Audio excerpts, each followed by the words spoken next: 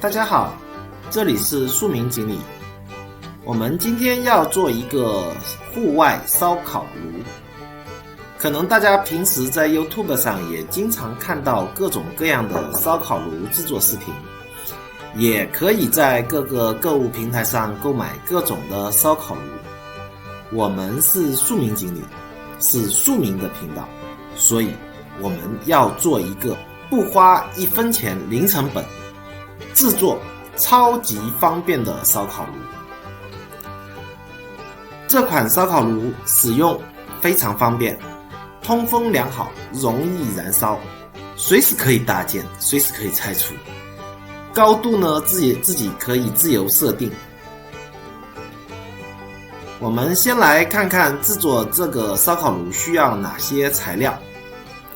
这是我从附近工地上找来的一个废弃的方形钢管件，它是20乘20厘米的口径，高度25厘米。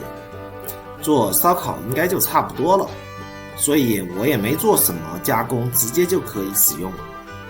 另外还有一段更长的，以后可以用来做烤鸡烤鸭使用。这种管件呢，一般外面随便找找都应该能找得到。如果实在找不到呢，用其他的金属桶啊什么的都可以代替。还需要几块砖头，如果你希望垫得高一点呢，那就多搬几块砖头回来。砖头这东西我相信你不会花钱去买吧，对吧？这是一块铁网，是工地上做脚手架踏板用的。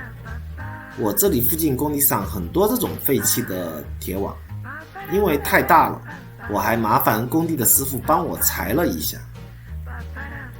好了，就这样3样东西就足够搭建一个烧烤炉了。我们开始搭建烧烤炉吧。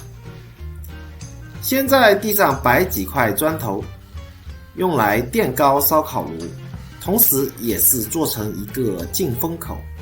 在背面摆一块砖头，用来挡风，也就是从进风口进来的空气不要从另一头直接排出去，而是向上进入烧烤炉内，这样就好了，不用水泥什么的固定，因为它本来就不高嘛。然后我们在砖头上铺上铁网，这样可以架住烧烤炉内的木炭，还可以充分吸入进风口来的空气。再接下来就是把这个钢管件摆在铁网上，这样一个户外烧烤炉就搭好了。是不是很方便很简单呢？我们放木炭进去烧起来看看。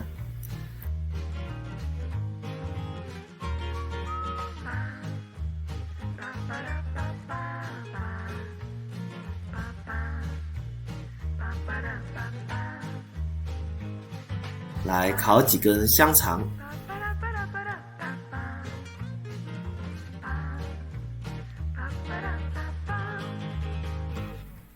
好了，香肠熟了，可以吃了。这样的烧烤炉是不是很简单很庶民呢？是不是也想马上自己也建一个这样的烧烤炉啦？好了，我们今天的视频就到这里，记得给我们点个赞哦。接下来我们还会推出各种烧烤美食的视频，记得订阅我们树明锦鲤。好，再见。